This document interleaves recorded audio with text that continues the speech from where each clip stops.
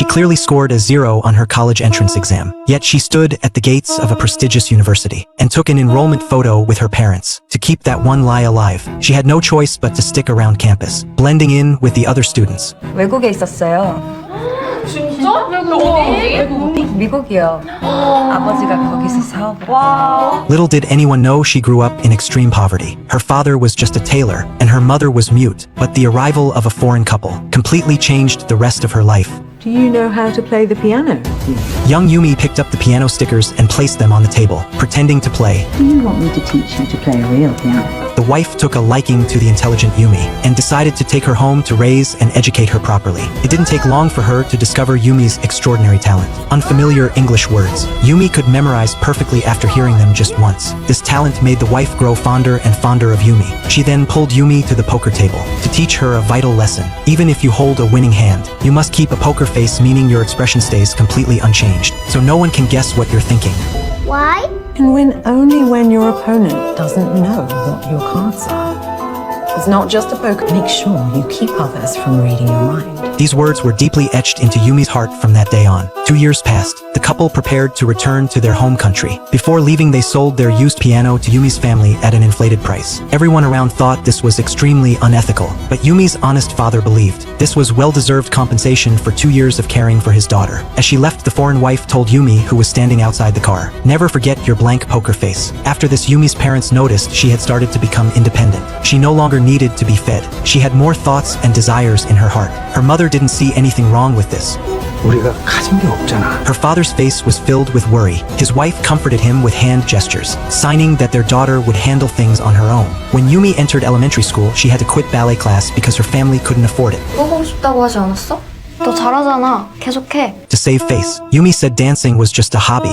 그냥 취미로 한 건데? 지금 그만두면 그 소문이 진짜가 되잖아. It turned out people had been talking about her family behind her back long before this. Her father was a poor tailor, her mother couldn't speak, and their family was destitute. When she found out people were deliberately spreading her family's hardships, Yumi was filled with rage. She went home, cried, and begged her father to let her take ballet classes for 2 more months, saying if she could just hold on until the fall competition ended, she would stop taking classes. 이번 한 번만, 진짜. 근데 이상비랑 안무비랑 Even though the high tuition fees turned her father's hair white with worry, she refused to give up because she knew deep down, if she gave up, more and more classmates would mock her family for being poor. 나 그냥 한 번만 나가게 해줘, 아빠. Seeing her cry so heartbrokenly, her father finally agreed to her request. At the fall competition, after Yumi won the championship, she deliberately mocked the classmate who had badmouthed her using sign language.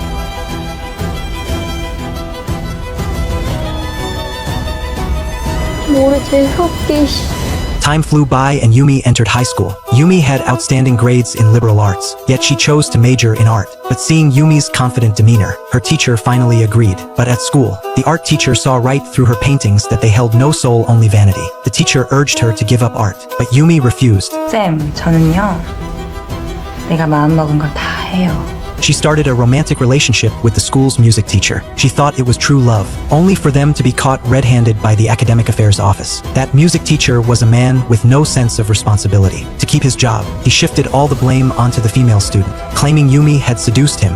유미가 먼저 저한테 접근했어요. 거절했어야 되는데 죄송합니다. 그런 거 아니잖아요. 선생님 왜 거짓말하세요? 하시는 건 In the end, Yumi was forced to transfer schools. Before she left, her heart was filled with injustice and hatred. 그 새끼는 왜 안 잘리고 정직이야? 내가 왜 이 새벽에 도망을 가냐고! After that, Yumi moved to a new school in Seoul. But when Yumi went to complete her enrollment procedures, the teacher refused to accept a student who had been forcibly transferred from another school. For her future, her father humbled himself and begged the teacher repeatedly. Left with no choice, the teacher warned Yumi not to make any more mistakes. 너는 친구 사귀려고 하지 말고 그냥 조용히 공부만 해. 알겠니?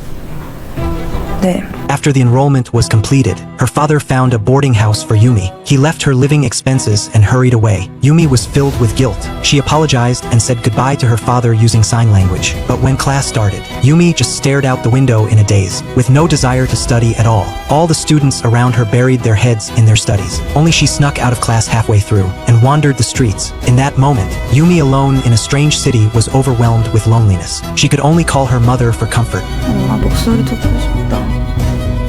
The outcome was no surprise. Yumi failed her mock exams outright. Not long after, she completely failed the National College Entrance Exam.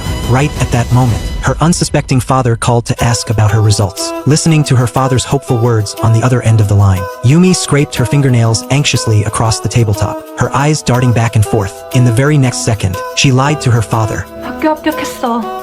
우리 딸 유미 엄마 유미 합격했대. To cover up this lie, Yumi deliberately showed up at the school gate on the day of the entrance ceremony, where she met her parents. 아빠 입학식 끝났어. 우리가 너무 늦게 왔지. 오다가 엄마가 멀미를 해서 늦었어. 이 학교를 구경하고 싶었는데.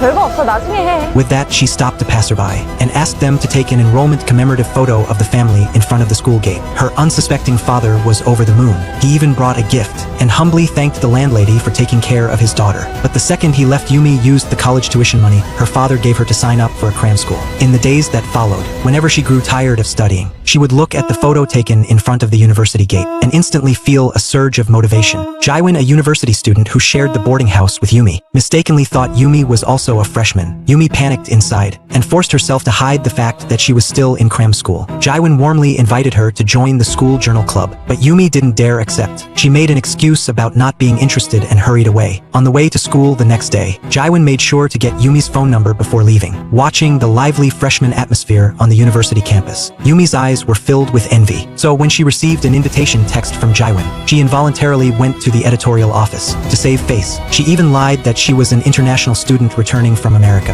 Jaewin believed her lie and immediately gave her a uniform for the Yiheon school journal. Yumi wore it while lying on her bed reviewing her lessons, as if she had truly become a university student. The two spent more and more time together after that. Yumi's desk was soon piled high with cosmetics. She focused all her energy on her appearance. When she ran out of money, she lied to her family about needing to pay club fees to ask for more money.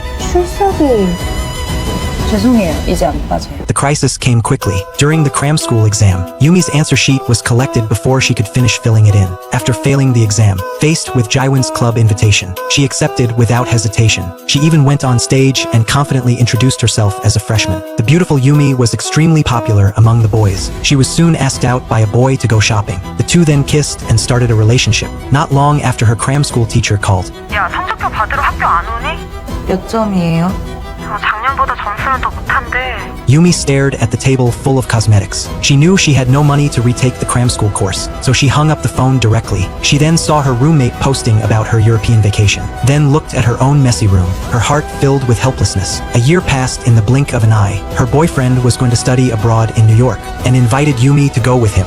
넌 내년에 미국에서 왕년하고 안 그래도 엄마가 졸업하고 바로 결혼해서 같이 유학 가는 거 어떠냐고. 너 한번 보고 싶다고 하시던데. Over the next few days, Yumi thought about this nonstop while at cram school, so she asked her parents for money again, lying that she had been selected as an outstanding student and needed to self-fund a one-year exchange program in America.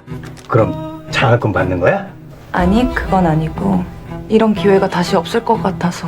In the end, she got the money and headed to the airport with her boyfriend. Her boyfriend's mother came to see them off in person. 네가 같이 간다니까 내가 얼마나 마음이 중중했냐. But while the two were waiting for their flight at the airport, her boyfriend got a call from his mother when he went to buy coffee. 뭐라는 거야? 천천히 말해. 유미, 걔 가짜야, 가짜. 그런 학생이 그 학교에 없대. 없다고. 아직 비행기 안 탄 거지? 엄마 지금 공항 다시 왔어.